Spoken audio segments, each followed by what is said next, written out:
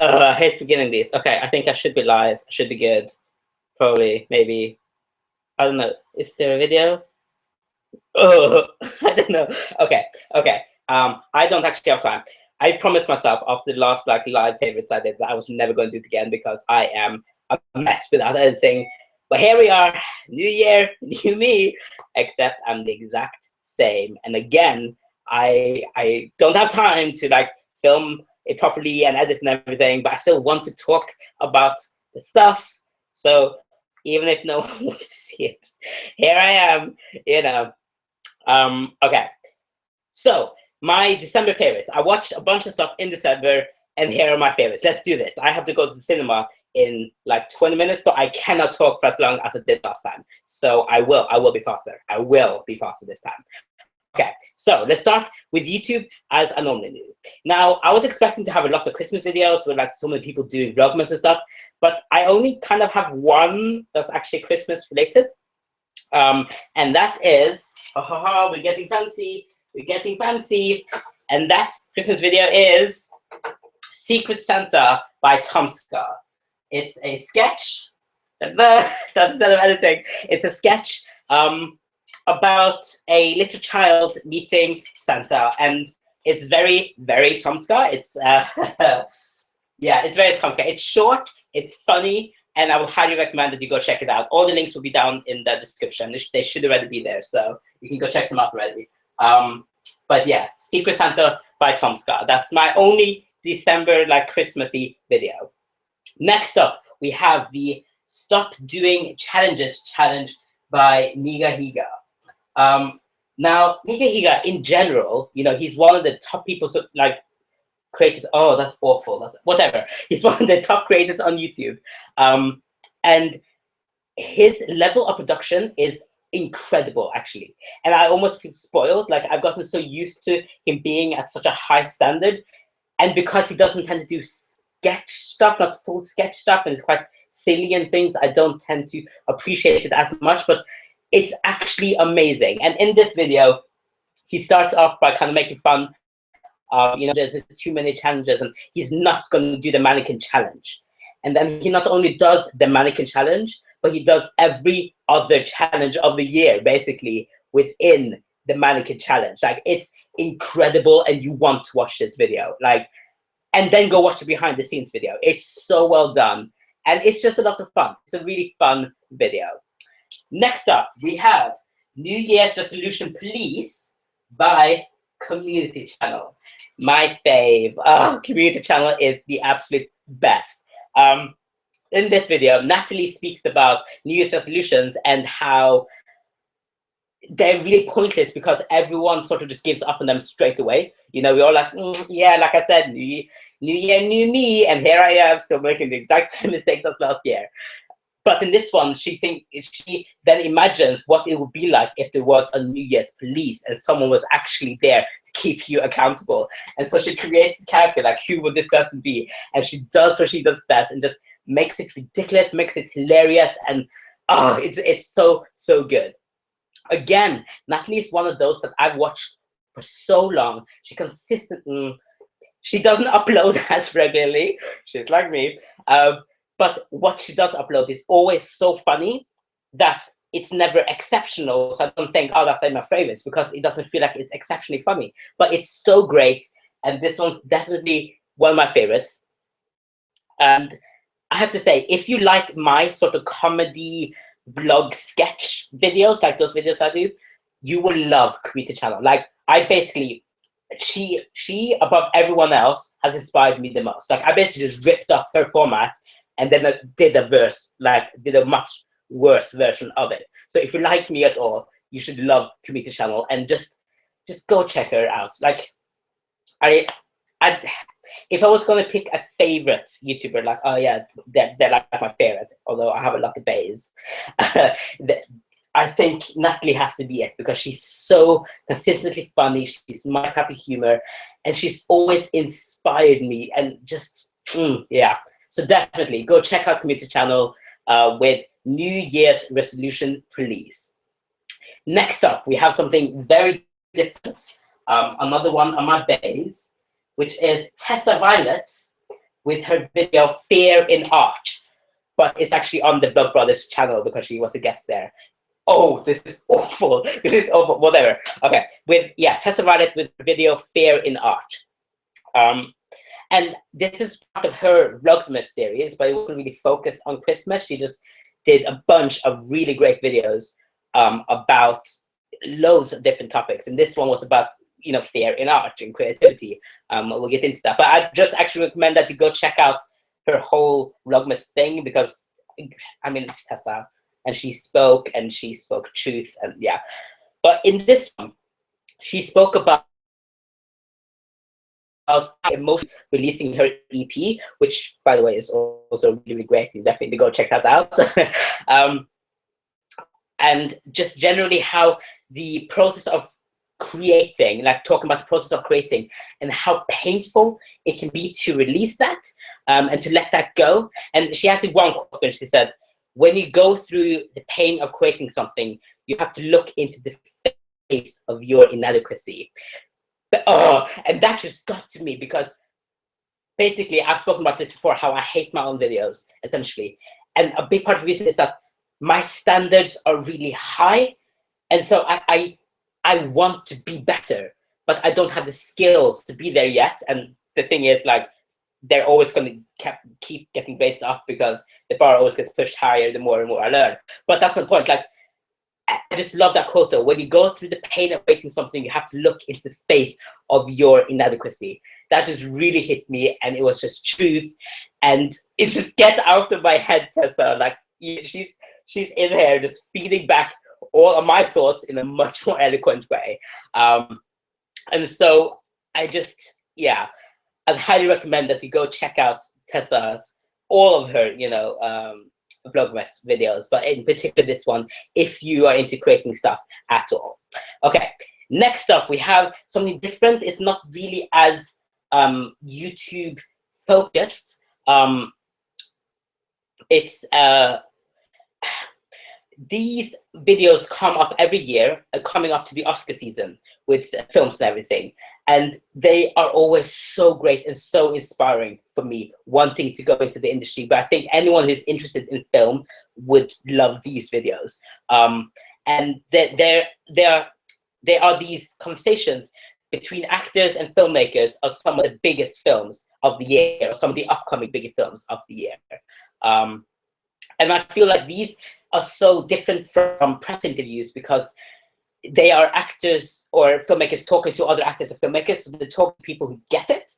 And I think there's something so freeing about that. And I feel you can tell that from the questions that get asked and from how they're interacting with each other. It's very different from the press interviews that we always see about you know, those generic questions that every press person asks, which I will probably ask as well. Like, I'm not saying I'll be any better, but I love these roundtable talks or discussions that you have. And here's the thing, this might be my director brain sort of wanting to understand the acting process more, but I think acting is such an incredibly vulnerable but potentially really powerful thing. And hearing these top actors, like these phenomenal actors, speaking so honestly about it, like, it's gold to me. It's actual gold to just understand the acting process more and how to work with actors. And then also the amount of tips and tricks you hear from these amazing directors and cinematographers and just all the different roundtables that they have.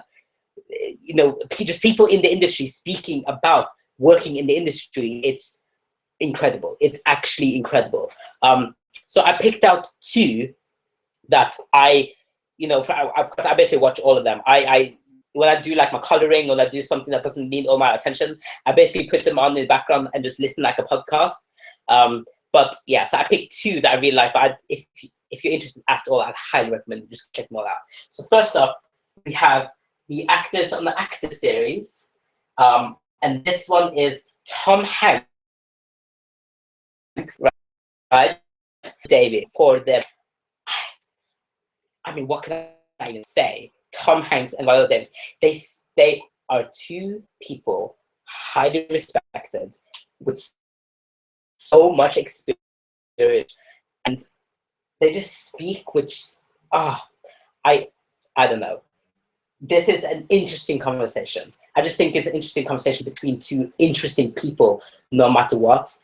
And then if you're interested in acting or the industry at all, I mean, you just have to watch it. It's 36 minutes, and it's so like, I could listen to hours more of them just speaking and just having what feels like such a genuine conversation.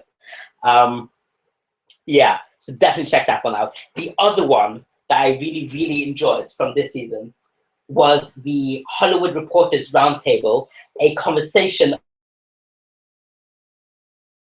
on and Dan Mugler, Issa Rae, Damien Chazelle, and it was moderated by Jon Favreau.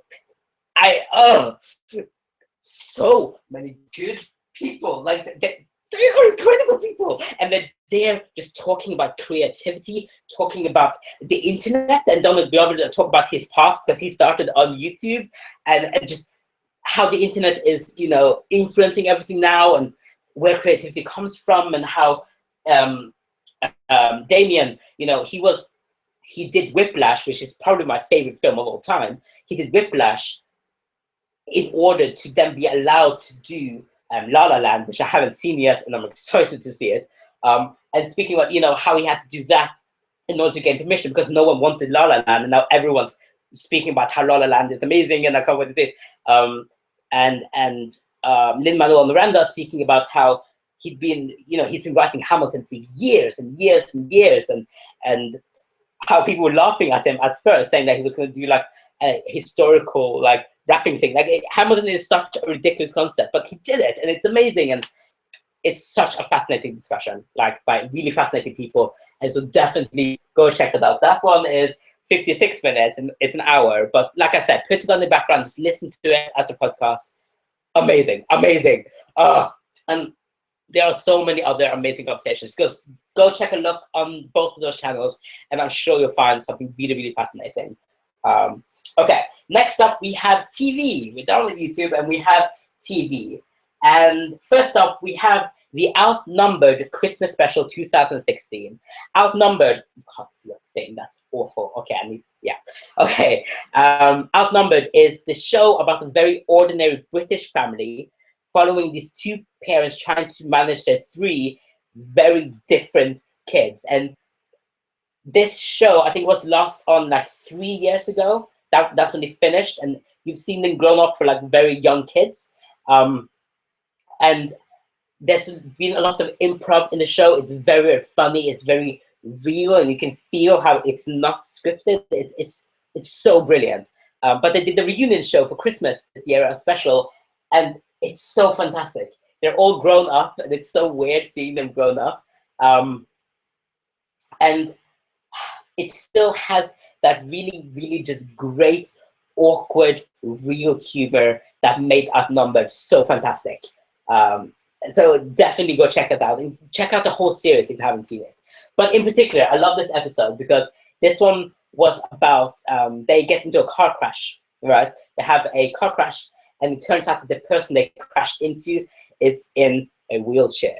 And so that you bring into that just awkward British politeness and like how you're meant to act with a disabled person, but they're making fun of them as a family in their reaction to her, which is what I love. If you see my channel, or that's the humor I love. Can we just call people out on their stupidity when they interact with disabled people? It's so good. There's this one bit where the father tries to go and speak to this woman to like see how she is, and you know, make friends with her, and like, you know, and so he's trying to approach her. She's kind of standoffish and like, you know, we had a car crash. I'm not about this. And so he's just like, so the Paralympics, they were good this year. I didn't watch it.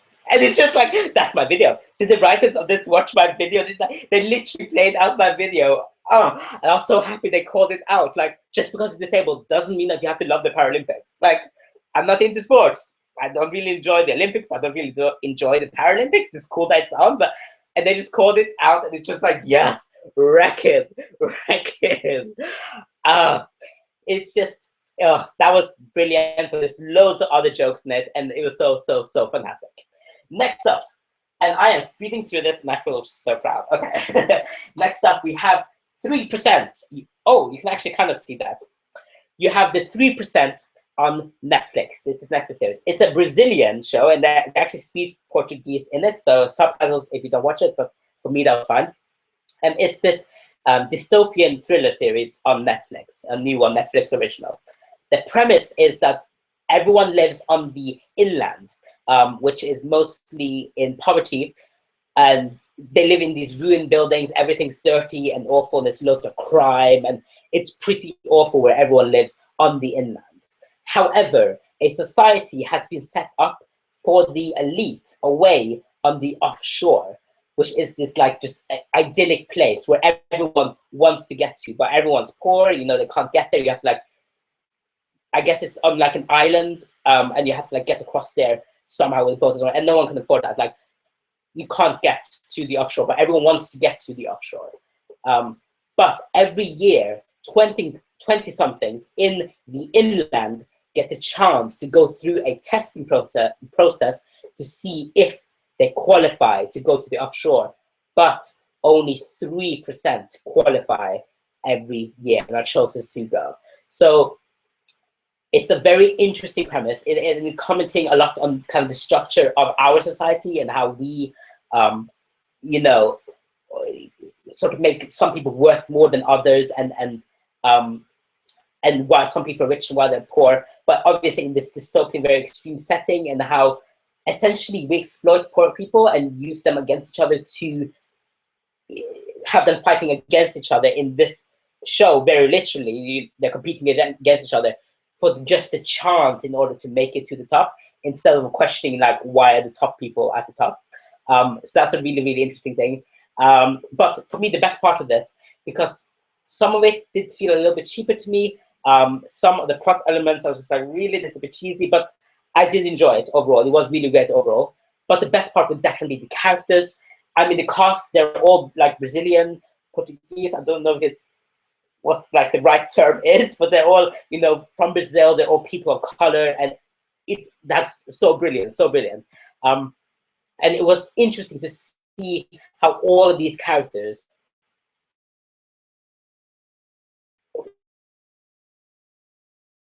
their backgrounds,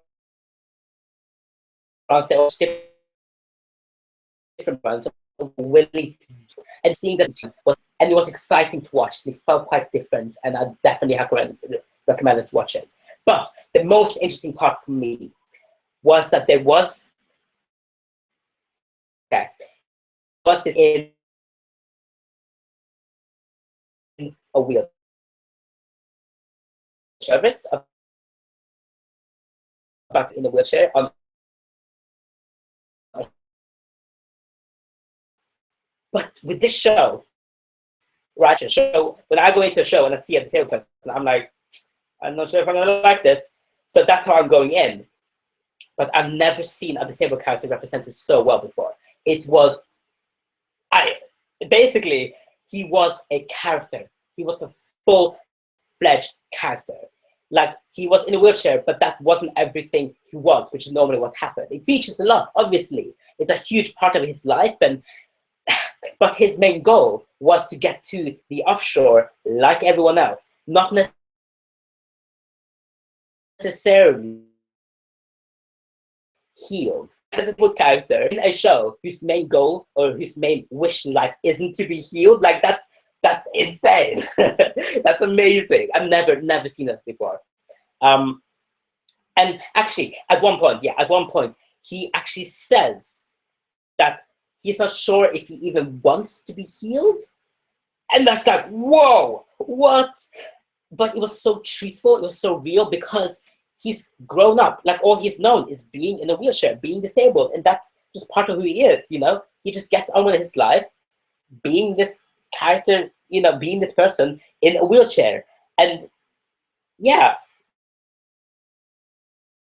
if he will be healed if he can, you know, and walk and stuff, but like, his main goal in life isn't that. He wants to get to the offshore. He wants to, you know, make it like everyone else. And that was so refreshing to see. And okay, and then he got a romantic subplot. The disabled character got a romantic subplot. That that means I'm talking too long.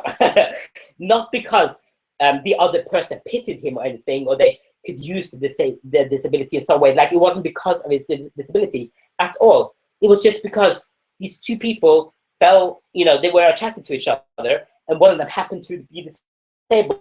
And I'm just, what? That I don't think I've ever seen that before. And I didn't realize how much I wanted a disabled character like this before this show.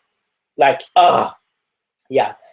It's a really, really great show in general. And next up, we have films, and I really, really need to go because the film that I went to see in the cinema starts at 15:15, which means it starts at 15:30, which means I need to leave at 15:15. Okay, so films now.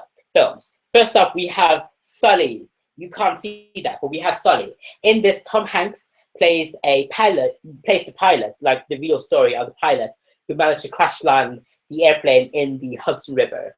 And then this film deals with the aftermath of that crash and sort of like the media frenzy, him being seen as a hero, but also the inquiry that he had to go through afterwards to see if did he actually have to do that, or was he actually a hero by doing that, or like what actually happened. This was a really intense film, really engaging film. I just felt on edge while watching it. And that's despite knowing the ending. It was a real story, and I think most people knew what happened with the crash before going into the film.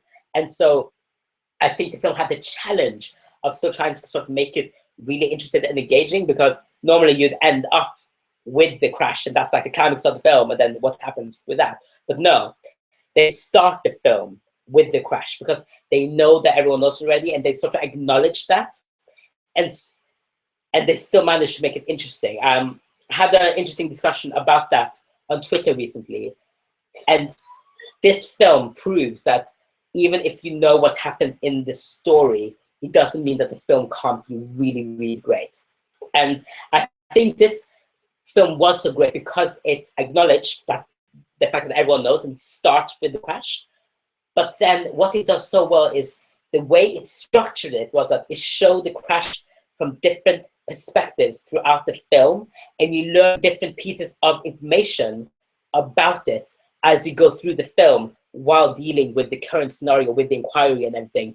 And so it just had this really good build-up. Like, it was just structured and paced really, really well, and it built to this fantastic climax. And I was just with him as a character the whole time. Just this story. It's such a good film, such an amazing film, and a fantastic performance by Tom Hanks. I mean, it's Tom Hanks, so like,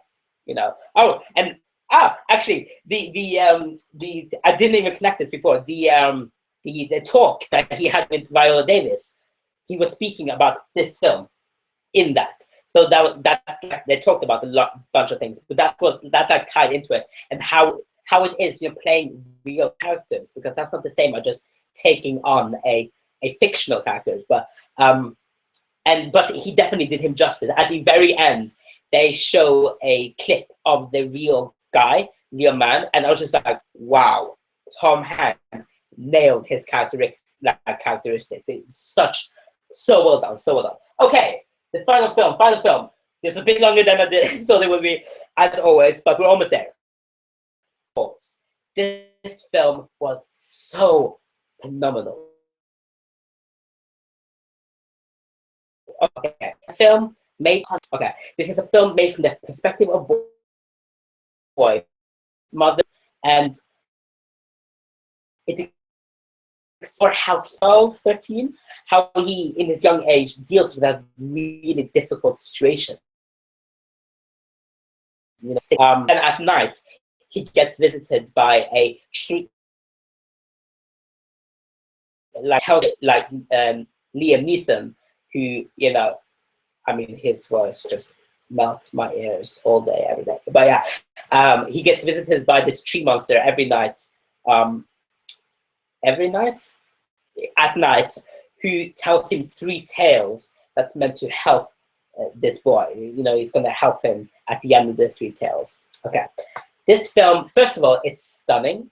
It's such a gorgeous film to watch. The tales that the tree tells are done in this sort of animation, like almost ink-like thing. Like it's done almost like one take as it goes through the stories, and it's just visually gorgeous to watch as you have Liam Neeson's gorgeous tones just blessing your ears. And so you watch these stories unfold most, and it was such an interesting way to visually represent these stories being told within the story. But also their performances in this were magnificent. I mean, all of them, all around, really, really well done. But especially the young boy who was played by Lewis McDougall. I mean, he just blew me up. Him so intense, so emotional. Oh, I mean, he is going places if he wants to have a career. Like, yeah, amazing, amazing. It's so powerful, and I think that's what really, really made this film for me. Because at the beginning, I wasn't that into it. I was kind of sympathizing with him, but I sort of felt like I was meant to sympathize with him, if that makes sense at all. Like, oh, shoulder cancer, blah, blah. But then about halfway through, I don't know what happened, but I just got completely pulled in, and I was with the story, with the character. And I think this was a really unique take, seeing it from his perspective on something that's been spoken about a lot, you know, death and sort of the theme around that. Like, that's been spoken about a lot, but this was a really different perspective, a really honest, truthful perspective on that, I think. Even though it has a tree that comes to life. And like, but yeah, honestly, it's very truthful. It felt very real and raw. And I'd highly, highly recommend that. Okay, those were my December favorites. Okay, I still spoke a little bit long. We will get better. Let's face it, I probably will do it live again last time because I enjoy doing this. I see I have one viewer. I hope you enjoyed. Yeah, but I will see you guys soon, I promise. As always, I have another script for a vlog written, so I should film that soon. Probably, maybe, I'm trying. We'll see. 2017. I'm doing stuff. Okay, but yeah, let me know what your guys' favorite stuff from December were. And if you do check out any of the stuff that I suggested today, let me know what you think. I always, you know, I really want to have a discussion. I think the reason that's by being the most popular, or it doesn't really fit with my whole comedy thing, and it doesn't challenge me in any way. Day and night, I'm live, so don't. Yeah, the reason, yeah, we're going to cinema now, I know. The reason I keep doing it is because I want to have these conversations about media and stuff. Like, I really enjoy doing it. So leave those comments, and I will see you guys soon. Bye.